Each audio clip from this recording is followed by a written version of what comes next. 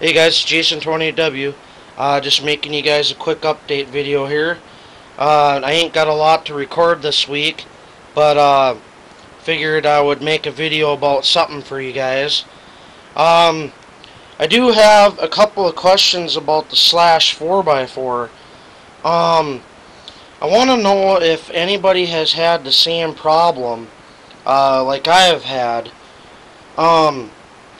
What I want to know is, let me grab a flashlight here so I can pinpoint what I'm talking about here. Okay, you see that grub screw down in there? What I want to know is if anybody has had any problems with that grub screw coming out on them. Me, I was out running my slash. See, it was a couple of days ago, and I started noticing that it was making a weird noise, so I thought, oh, well, maybe it's just snow and ice in there, no big deal, whatever. Well, it started getting worse and worse, so I brought it inside, and I was checking it out, and of course, I couldn't really see nothing, so I let it dry out and everything and whatnot, let everything melt off of it, and I brought it in here, and come to inspection, that little grub screw was missing, and it was causing the shaft to go back and forth, and it was just spinning inside there on that little shaft. So I was like, huh, okay. And thing I don't understand is that those come with thread locker already on them from the factory, so I'm not understanding how that loosened up. So I re-thread locked it, and I used a generous amount, and then I went out yesterday and it did the same thing again. So I don't know if it's maybe because of a vibration problem or what the case may be. If anybody knows what is going on there, please let me know.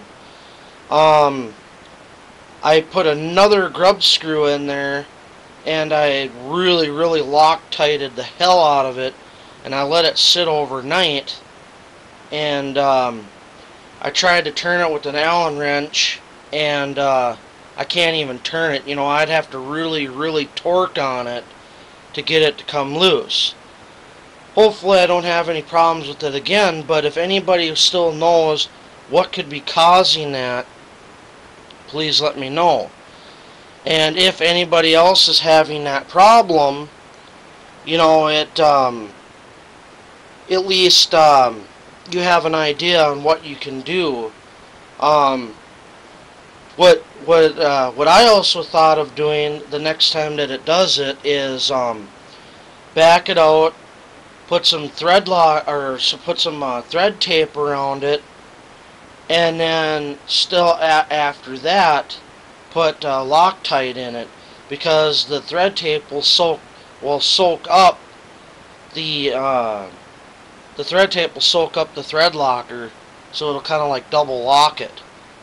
So that's my next idea if it does it again, and I just wanted to share that with everybody else. Let's see. Another thing that I have noticed about the slash 4x4s is when you're going outside and you're gonna run them in the cold. I have found out that the servo savers on these do not like the cold, because what happens is that the steering gets cold, and then the servo has a tough time trying to find its center, so it feels like the steering's always fighting you. And for the longest time I kept thinking that something was binding in the front here, and come to find out that it wasn't that at all. It was the steering.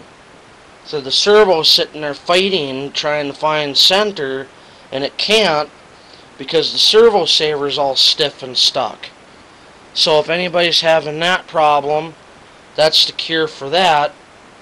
And also, if you have the slash that has the aluminum parts in it, you're going to want to make sure that you keep all your, you got these big screws. Let me turn macro on here. You got these big screws down in here. Let me grab my flashlight here so you can better see what I'm talking about here. The big screws right there that the beam of light is on, you want to make sure that there's nothing inside those, because that's what the steering rides on. You want to keep all that cleaned up. Other than that, it's a good truck, and I haven't had any other issues or problems with it. Well, the only other problem that I had with it is I broke a hub carrier in the rear, but I have all aluminum on it now. Oh, and then just recently I broke my nerf bars. That's another thing I was going to tell you guys. I've learned the hard way. If you're going to run your slash out in the in the winter cold and that, take those nerf bars off right away, because one wrong slam, like if you jump a snowbank or whatever and you land on your side, it snaps them right off. Here's my nerf bars right here, and I'll show you guys what happens if it will cooperate with me and come off of there. This right here happens. Snap. And these things don't cost that much. On Tower Hobbies, they're $3.89, which is no big deal. But they can get expensive, especially if you have the RPM ones. The RPM ones aren't cheap, and then if you have the aluminum ones, they're definitely not cheap. And even the aluminum ones, if you land right, you're gonna bend them, and then you gotta bend them back, and that can weaken them and stuff like that. So, but other than that, that's really all I have for you guys.